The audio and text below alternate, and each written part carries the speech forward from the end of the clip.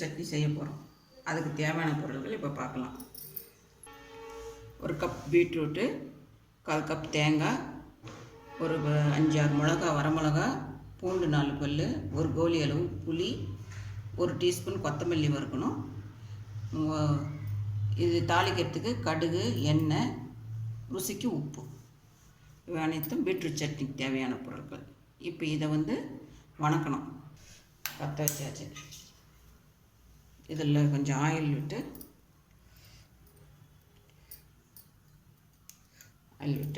ஒரு டீஸ்பூன் கொத்தமல்லி போட்டுக்கணும். 1 ஸ்பூன் அளவு இவ்வளோ போட்டால் போதும் சட்னிக்கு.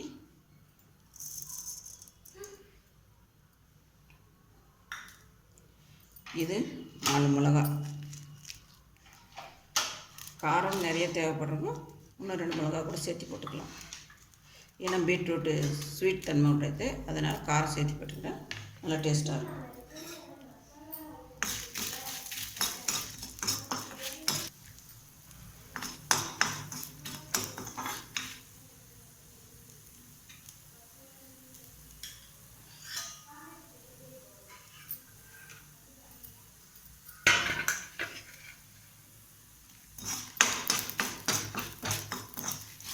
இது கொஞ்சம் லைட்டாக வதக்கி எடுத்துக்கோங்க.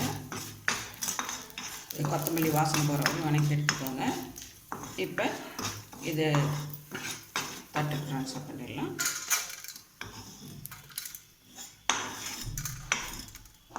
மறுபடியும் கொஞ்சோண்டு ஆயில் விட்டு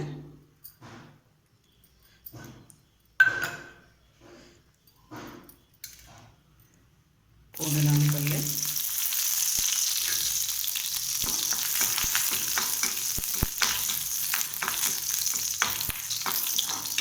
இதே லைட்டாக பச்சை வாசனை போகிற வரையும் வதக்கிக்கலாம்.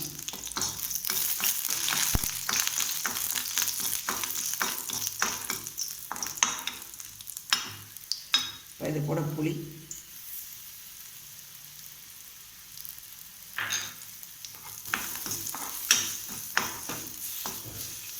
இப்போ புளியும் பூண்டு வதக்கியாச்சு. அதையும் இதோடு சேர்த்துக்கலாம்.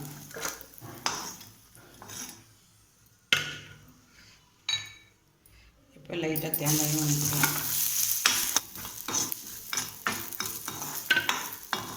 கொஞ்சம் லைட்டாக வதக்கினா போதும் தேங்காயை. அதையும் இதோட வதக்கலாம். இப்போ இன்னொரு டீஸ்பூன் எண்ணெய் விட்டு பீட்ரூட்டை நல்லா வதக்கிக்கணும்.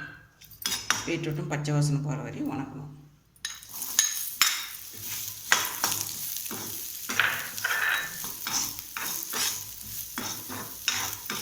நல்லா பீட்ரூட்டு வாசனை போகிற வரையும், பச்சை வாசனை போகிற வரையும் நல்லா வதக்கணும். அப்போ தான் குழந்தைங்க சாப்பிடுவாங்க.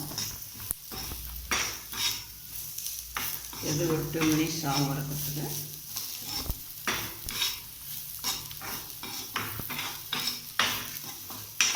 இப்போ பீட்ரூட்டு நல்லா வதக்கியாச்சு. எல்லா பொருள்களும் இப்போ வதக்கி எடுத்துக்கிட்டோம்.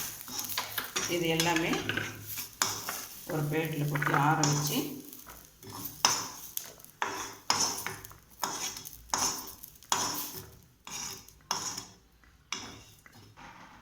இதெல்லாம் நல்லா ஆற வச்சுட்டு இது கூட உப்பு சேர்த்து அரைச்சிக்கணும். ஆறட்டும், மிக்சியில் போட்டு அரைச்சிடலாம். இப்போ பீட்ரூட் சட்னி மிக்சியில் போட்டு அரைச்சாச்சு. இப்போ இது பவுலில் மாற்றிக்கின்னு தாளித்து எடுத்துக்கலாம். இப்போ தாளிச்சாச்சு. இதுக்கு கருவேப்பிலை போட்டு